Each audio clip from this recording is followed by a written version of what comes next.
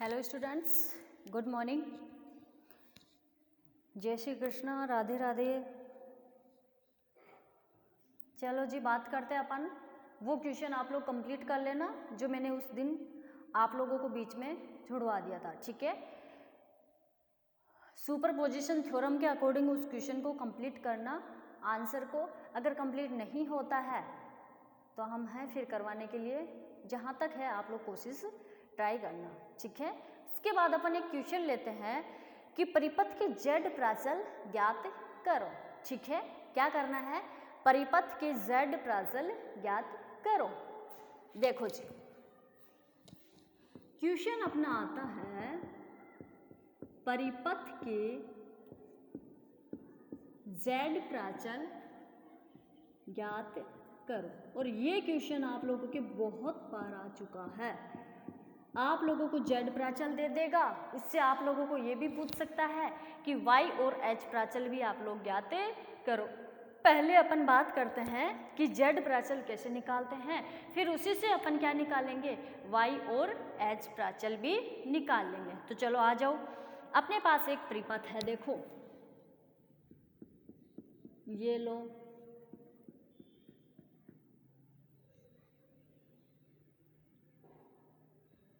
यहाँ पे जोड़ दो वोल्टा स्रोत, ये लो जी, ठीक है।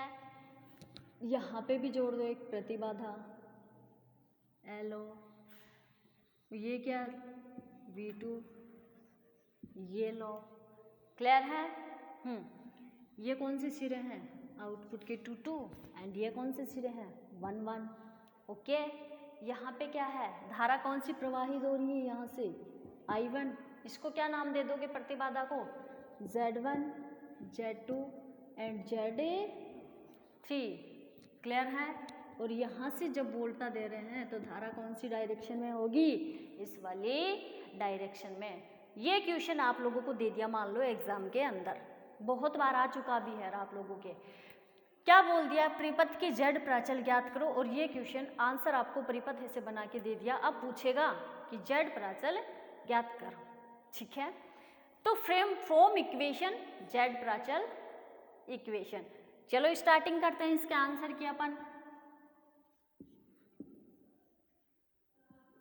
From Z parameter equation, Z parameter की इक्वेशंस आप लोगों को याद होंगी, V1 V2 Z11 I1 plus Z12 I2 Z21 I1 plus Z22 I2, okay. इसको इक्वेशन दे दो 1 एंड इसको इक्वेशन दे दो 2, क्लियर है। समीकरण 1 में I2 इक्वल क्या कर दोगे, 0 रखने पर। समीकरण 1 में I2 इक्वल 0 रखने पर, हाँ जी, क्यों? क्योंकि Z1 में प्रवाहित धारा I1 निकालनी है।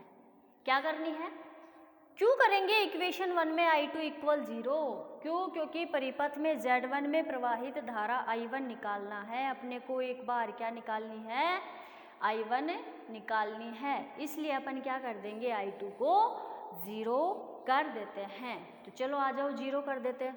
देखो अगर आप लोग वहाँ पे क्वेश्चन का आंसर दोगे तो क्या किया, समीकरण 1 में I2 इक्वल 0 किया।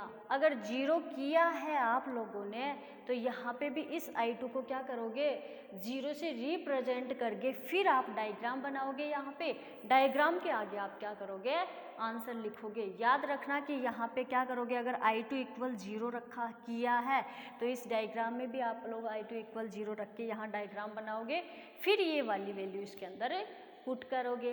तो चलो फिर अपन डायरेक्टली पुट कर देते हैं। समीकरण 1 में I2 इक्वल 0 कर दिया तो अपने पास इक्वेशन क्या बन गई, V1 इक्वल Z11 I1 बन गई। तो Z11 की वैल्यू क्या आ जाएगी अपने पास, यहाँ पे V1 अपॉन I1 आ गई। चलो अब मेरे को यहाँ से क्या चाहिए, V1 चाहिए। क्या चाहिए, ये V1 चाहिए। ये वाली टर्म तो क्या हो गई, 0 हो गई कि नहीं हुई। तो इसको क्या कर दिया, यहाँ से यूँ मान लो हटा दिया, इस वाली पूरी टर्म को हटा दिया। क्यों, क्योंकि I2 = 0 हो गया, तो ये यहाँ से लेके ये वाले पूरी यानी कि Z2 प्रतिबाधा यहाँ से क्या हो गई, हट गई। तो अपने पास क्या बचा, अगर मेरे को यहाँ पे V1 निकालना है तो क्या हो जाएगा, Z1 + Z3 होगा कि नहीं होगा। V1 निकालना है यहाँ से इस वाले लूप से, तो क्या हो जाएगा, Z1 + Z3। और धारा क्या है यहाँ पे, I1 है कि नहीं है। तो V1 की वैल्यू मेरे को परिपथ से निकालनी है। तो कैसे निकालोगे आप लोग V1 की वैल्यू, Z1 + Z3 I1। तो क्या आ जाएगी V1 की वैल्यू, Z1 + Z3 I1। नीचे क्या है अपने पास, I1 है कि नहीं है। I1 से I1 कैंसिल हो गया, तो अपने पास क्या बच गया, Z1 = Z1 + Z3। बचा कि नहीं बचा। इसको इक्वेशन दे दो 3, या फिर इनको क्या कर दो, हटा दो। ये अपने पास क्या क्या आ गई, Z11 आ गए। क्वेश्चन क्या बोल रहा है, देखो आप लोग बोल तो रहे हो कि चलो छोड़ो उसको, क्या बोल रहा है क्वेश्चन, परिपथ के Z प्राचल ज्ञात करो। अब आप लोगों को पता है कि आप लोग जब Z पैरामीटर निकालोगे तो आप लोगों को 4 मैट्रिक्स चाहिए। किस किस की चाहिए, Z11 की चाहिए, Z12 की चाहिए, Z21 की चाहिए एंड Z22 की चाहिए। तो वो मैट्रिक्स अपने को इस परिपथ से निकालनी है। क्लियर है, वो मैट्रिक्स अपने को इस परिपथ से क्या करना है, निकालना है। तो फर्स्ट स्टार्टिंग कहाँ से करेंगे, फ्रॉम Z पैरामीटर इक्वेशन से। इक्वेशन लिख दो।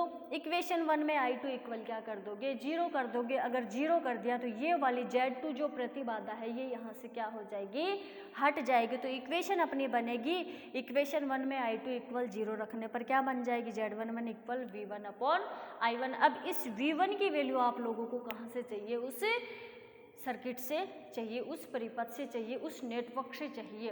अगर परिपथ से नेटवर्क से V1 की वैल्यू आप लोगों को चाहिए तो आप लोग जानते हो कि Z1 + Z3 × I1 हो जाएगा। ठीक है, I1 से I1 कैंसिल हो गया, तो अपने पास किसकी वैल्यू आ गई, Z11 की आ गई। अब अपने को इससे क्या करना है, 3 वैल्यू निकालनी है, किसकी, 1 2 2 1 एंड 2 2 की वैल्यू निकालनी है। तो चलो आ जाओ।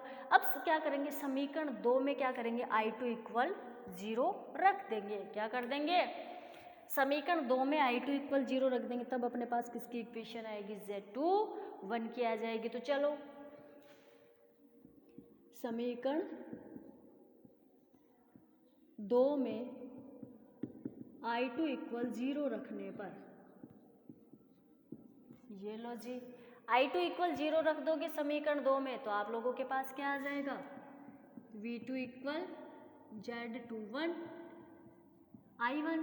तो Z21 = क्या आ जाएगा, V2/I1। अब ये देखो, इस वाले परिपथ से V2 की वैल्यू अपने को चाहिए। क्या चाहिए, उस वाले सर्किट से अपने को V2 की वैल्यू चाहिए। तो कैसे चाहिए, इक्वेशन में क्या बोला है, I2 = 0 किया है, तो सर्किट अपना कुछ ऐसे बनेगा।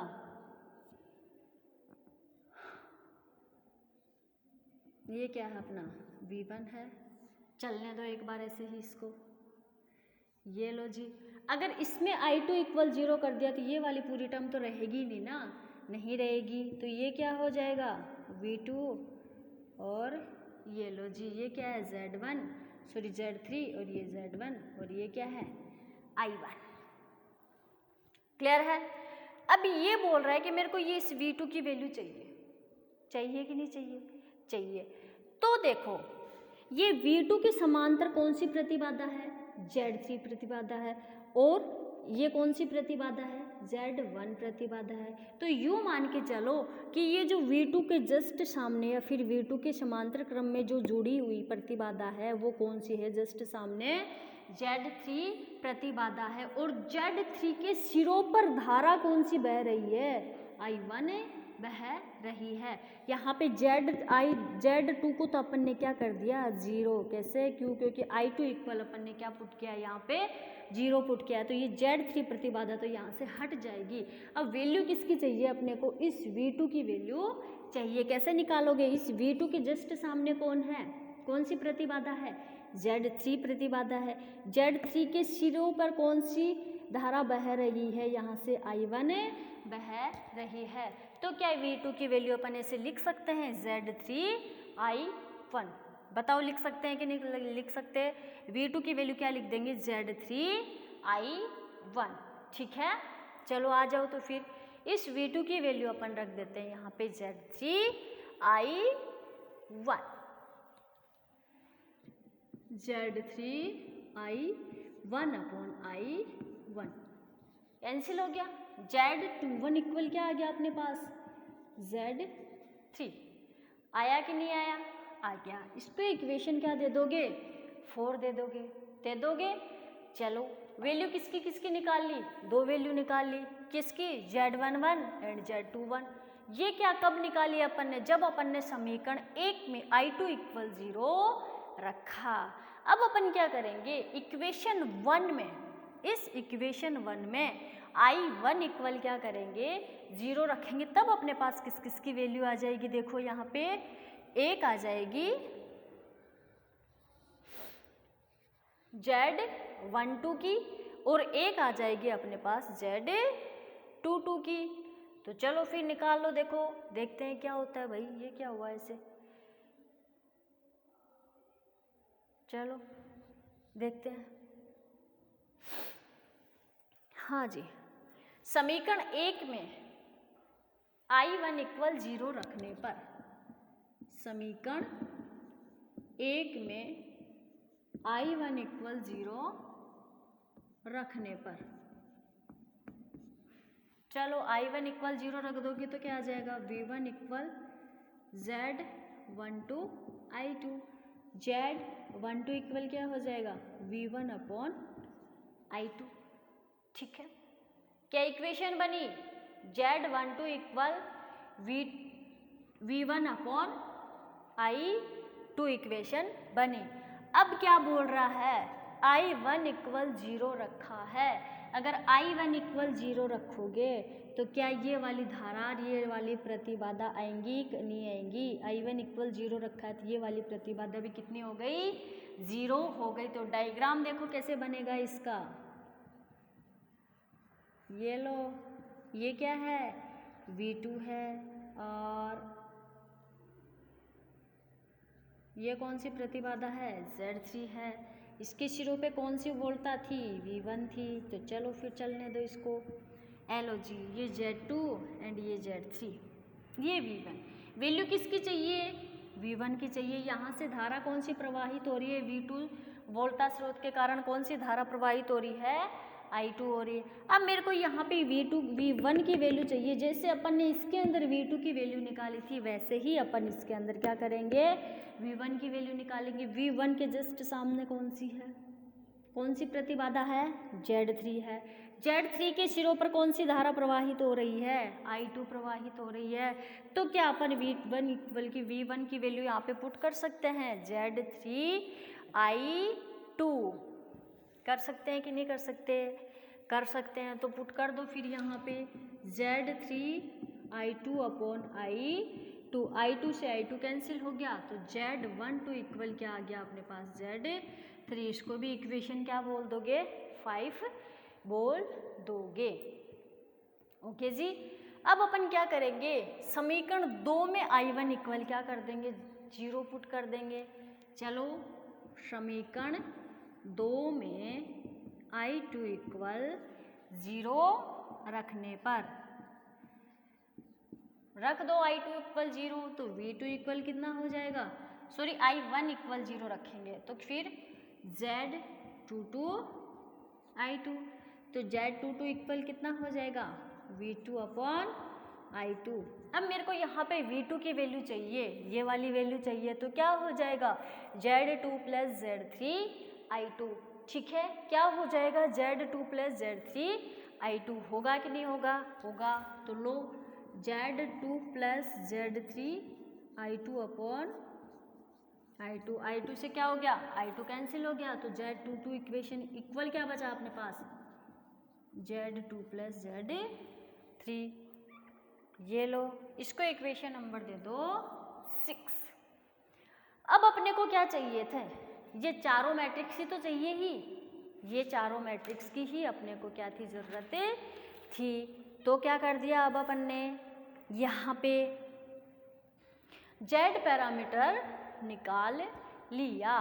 तो अपने पास Z पैरामीटर के मैट्रिक्स क्या है, देखो Z11, Z12, Z21, Z22। परिपथ के Z प्राचल ज्ञात करो। वैसे आप लोगों को करना, देखो ये वाली निकाल ली और यहाँ पे इसकी क्या कर दो, मैट्रिक्स बना के वैल्यू पुट कर दो। Z11 की वैल्यू क्या आई आप लोगों के पास, Z1 प्लस Z3। Z12 की वैल्यू क्या आई आप लोगों के पास, Z3। Z21 की वैल्यू क्या आई आपके पास, Z3। Z22 की वैल्यू क्या आई, 2 प्लस 3। ये लो जी, क्लियर है, ये निकाल लिया अब अपन ने, देखो ठीक है। अब इसी के अकॉर्डिंग अपन एक क्वेश्चन लेते हैं और उस क्वेश्चन से अपन क्या करेंगे, Y और H प्राचल भी निकालेंगे। क्लियर है, परिपथ से Z प्राचल ज्ञात करना समझ में आया या नहीं, आप लोग बता सकते हो, तो देखो बता देना समझ में आया या नहीं। अब इसी के अकॉर्डिंग अपन क्या करेंगे, एक क्वेश्चन करते हैं। देखो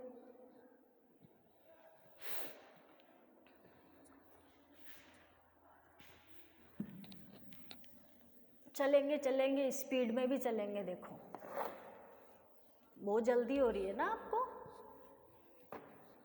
चलो बहुत स्लोली चल रही है, अपनी गति बहुत धीरे हो रही है। ठीक है जी, थोड़ा स्पीड से चल लेंगे।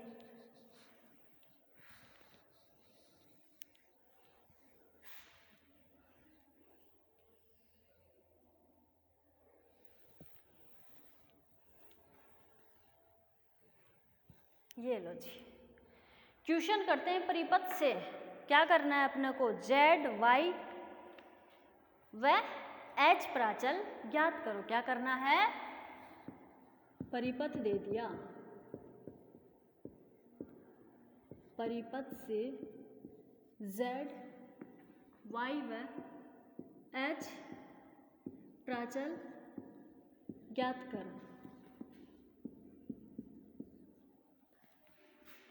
ठीक है, आ जाओ जी, परिपथ दे दिया, मान लो आपको कोई,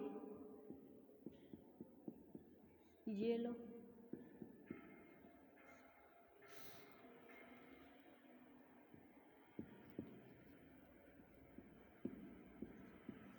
ये लो जी, अपने को कोई ऐसे परिपथ बना के दे दिया।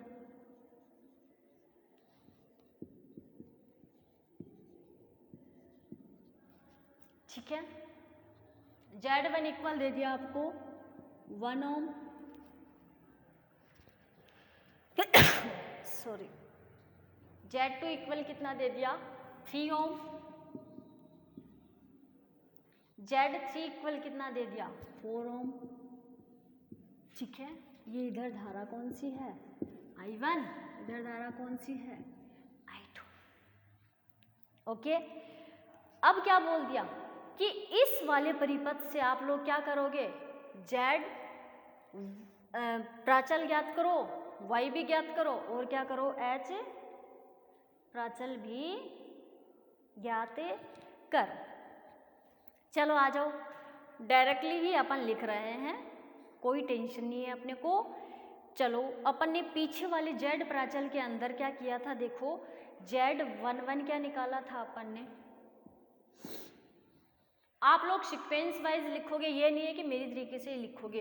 क्या करोगे, स्टार्टिंग फ्रॉम Z प्राचल इक्वेशन से। Z प्राचल इक्वेशन आप लोग जानते हो, V1 इक्वल V2 इक्वल क्या होता है, इक्वेशन 1 दे देना, इक्वेशन 2 दे देना। सेम पीछे वाली प्रोसेस के अकॉर्डिंग समीकरण 1 में क्या कर दोगे आप, V2 इक्वल 0 रख दोगे और एक बार समीकरण 2 में रख दोगे।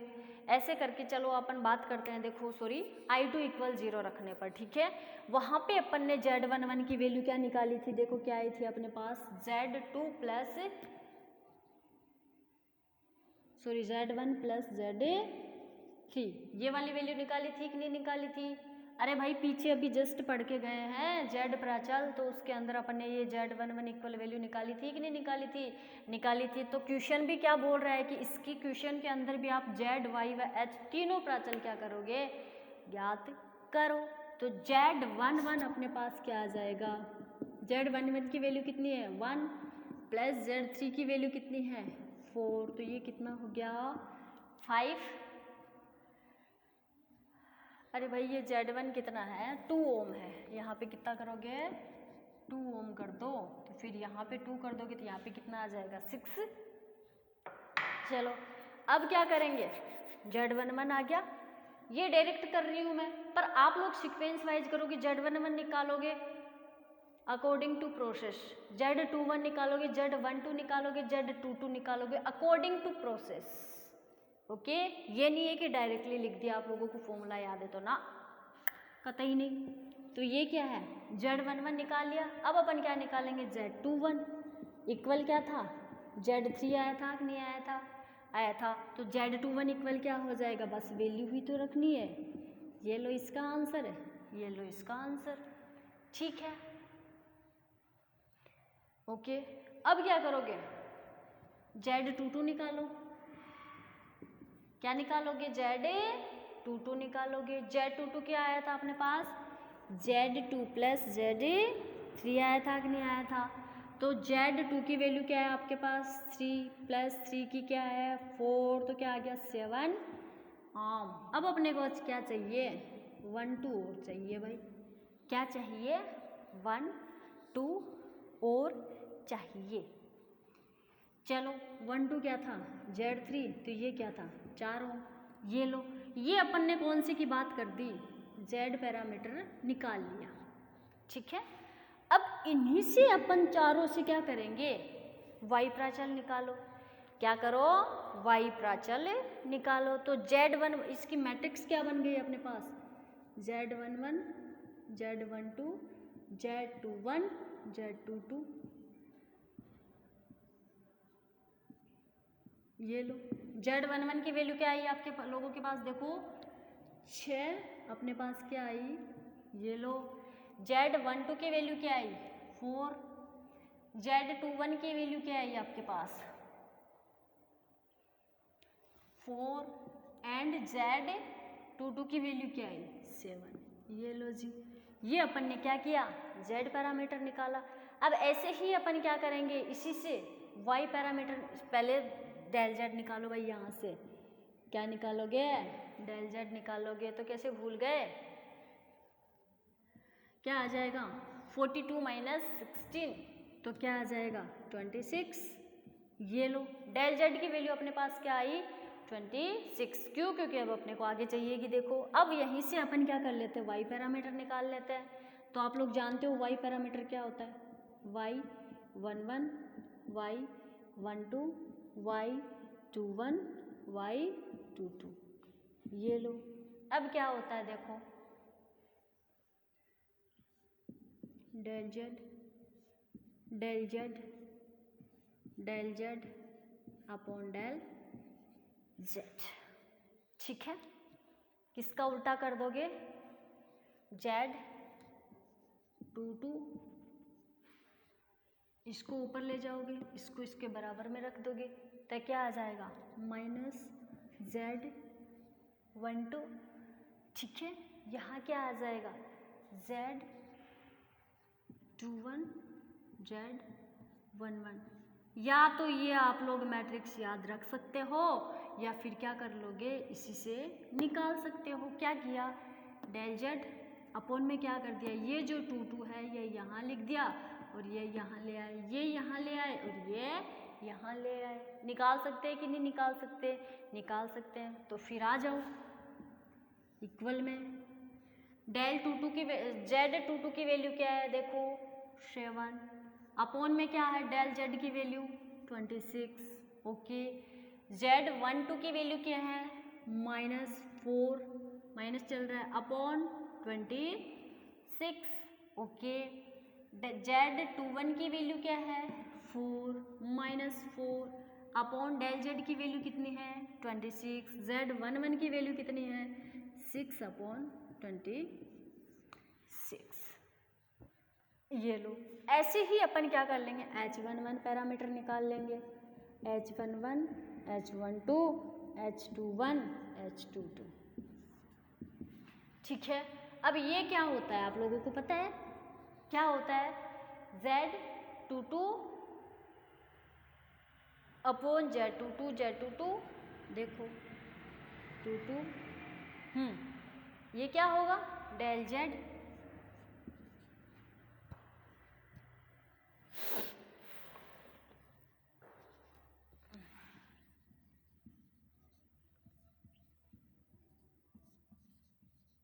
ये लो जी,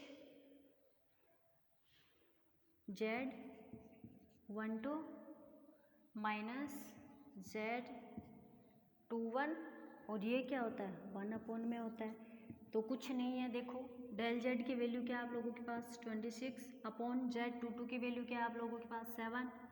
ओके, Z12 की वैल्यू क्या है आपके पास, 4, Z22 की वैल्यू क्या है आपके पास, 7, माइनस Z21 की वैल्यू क्या है आपके पास, 4 अपॉन Z22 की वैल्यू क्या है, 7। ठीक है, 1 अपॉन Z22 की वैल्यू कितनी है, 7। ये लो, ये अपन ने क्या किया, इस एक Z पैरामीटर से अपन ने Y पैरामीटर भी निकाल लिया और H पैरामीटर भी निकाल लिया। क्लियर है यहाँ तक? चलो तो फिर आगे बात करते हैं। अब अपन ये अपना कुछ एक क्वेश्चन रह गया था पीछे, जो अपन ने क्या किया, अभी कंप्लीट कर दिया। चलो जी, इसके आगे अब अपन आते हैं अपने टॉपिक पे। क्या पढ़ रहे थे अपन, थ्योरम पढ़ रहे थे ना, इसमें से अपन ने स्टार्टिंग वाली थ्योरम कर ली थी, कौन सी, सुपरपोजिशन थ्योरम। आज अपन बात करेंगे रेसिप्रोकल थ्योरम। किसकी बात करेंगे, रेसिप्रोकल थ्योरम। देखो Z पैरामीटर से आप लोगों को Y और H पैरामीटर भी निकालने आने चाहिए according to this question.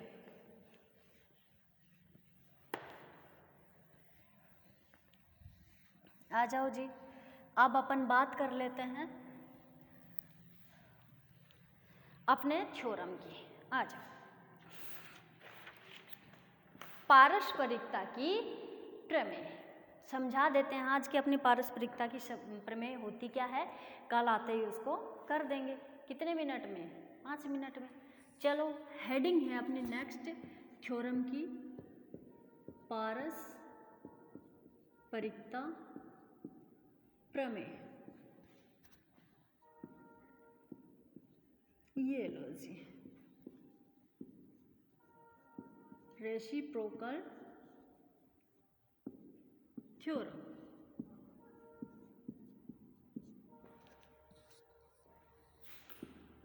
Okay, अब रेसिप्रोकल थ्योरम होती क्या है,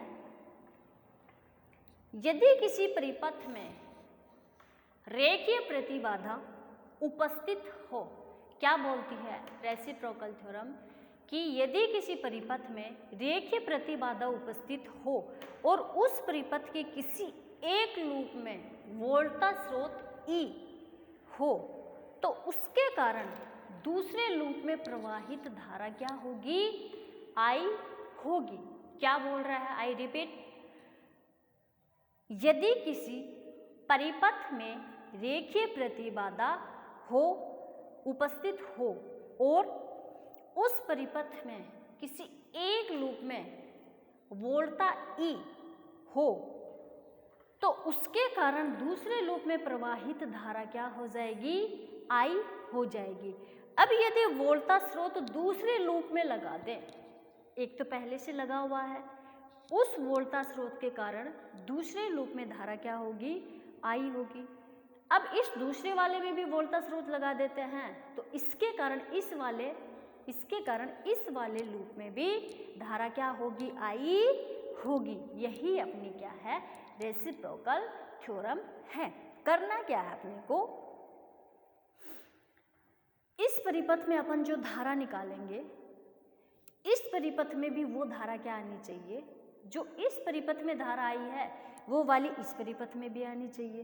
इस परिपथ में जो धारा, कहने का मतलब क्या है कि दोनों परिपथ में अगर सेम धारा आ गई तो मान के चलना कि अपनी रेसिप्रोकल या पारस्परिकता की जो प्रमेय है वो क्या हो गई, सिद्ध हो गई। क्लियर है? चलो एक डायग्राम भी बना लेते हैं अपन इसका, और छोटी सी बात भी कर लेते हैं। देखो मान लो ये अपन ने कोई जाल ले लिया, ये लो जी, ओके, आ जाओ। यहाँ अपन ने क्या जोड़ दिया, कोई वोल्टा स्रोत जोड़ दिया, जिसको अपन ने क्या नाम दिया, ई नाम दिया। ठीक है, इस प्रतिबाधा को Z1 बोल दो, इस प्रतिबाधा को Z2 बोल दो। ये लो आ जाओ जी यहाँ पे, हाँ जी, और इस वाले एक प्रतिबाधा यहाँ पे जोड़ दो और इसको नाम दे दो Z3, बोल दिया। अब आप लोगों को पता है कि धारा यहाँ से आके यहाँ आएगी। अब एक चीज़ और देखना, इस सर्किट के अंदर इसी वाले वोल्टा स्रोत से धारा आ रही है। कौन से वाले वोल्टा स्रोत से आ रही है, इस वाले वोल्टा स्रोत से। तो ये कहाँ से कहाँ चली जाएगी, ये लो, इसको बोल दो I1। ठीक है, अब इसमें भी इसके कारण आ रही है तो ये यहाँ से ही आएगी, तो इसकी डायरेक्शन भी किधर हो जाएगी, इधर होगी। होगी कि नहीं होगी, होगी। इसको आप लोग क्या बोल दोगे, फर्स्ट लूप बोल दोगे। इसे आप क्या बोल दोगे, सेकंड लूप बोल दोगे। ये लो जी, बोल दिया। ठीक है, अब इसकी थ्योरी कैसे लिखोगे आप लोग, देखो। माना किसी जाल में 2 लूप है, ठीक है, इसमें लगाए गए वोल्टा स्रोत E है। इसके कारण प्रथम लूप में प्रवाहित धारा I1 है और सेकेंड लूप में प्रवाहित धारा क्या है, I2 है। ठीक है, अब इसके अंदर भी अगर आप लोगों को पता है कि जहाँ पे भी अपन ने लूप का यूज कर लिया वहाँ पे अपन किरचॉफ के नियम का यूज करेंगे, करेंगे कि नहीं करेंगे। अब वो करेंगे अपन कब, कल। ठीक है, धन्यवाद।